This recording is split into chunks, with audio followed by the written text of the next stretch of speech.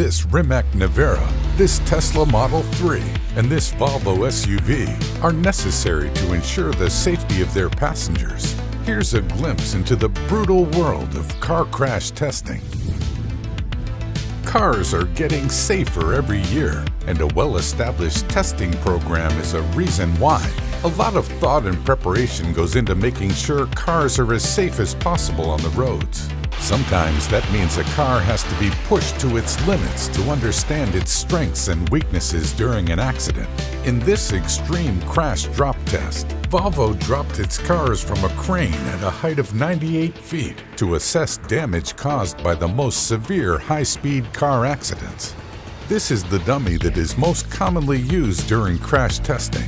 It mimics the physiology of the human body and collects data. Sensors in the dummy measure the risks of injuries to the head, neck, chest, and abdomen during frontal and side impact crash tests.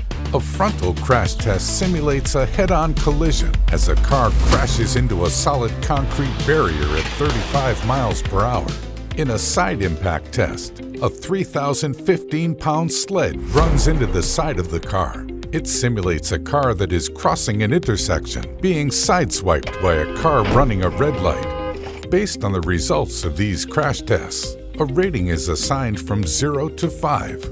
While many modern cars such as the Hyundai G90 and Tesla Model 3 received a 5-star safety rating, failing a crash test is also not impossible.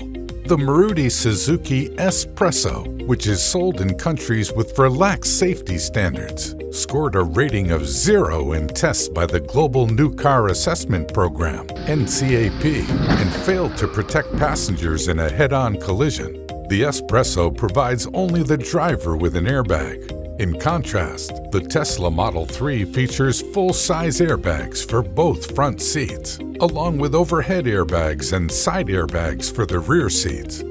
S-Presso also lacked front seatbelt pre-tensioners, which tighten the seatbelts to place the occupant in the optimal seating position during a collision.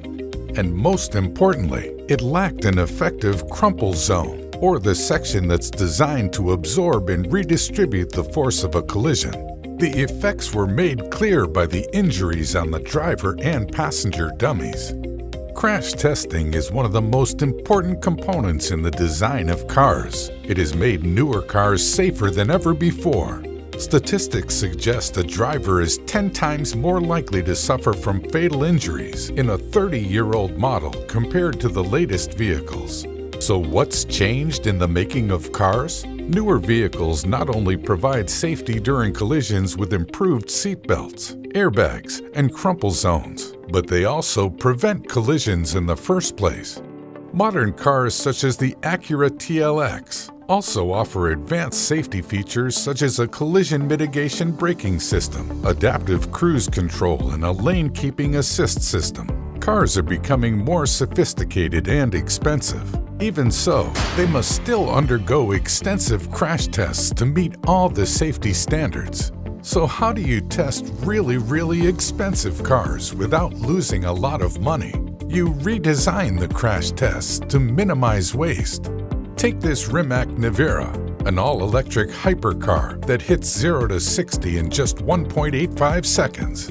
Before 150 units can be manufactured and then sold for $2 million each, it has to be crash tested like any other car.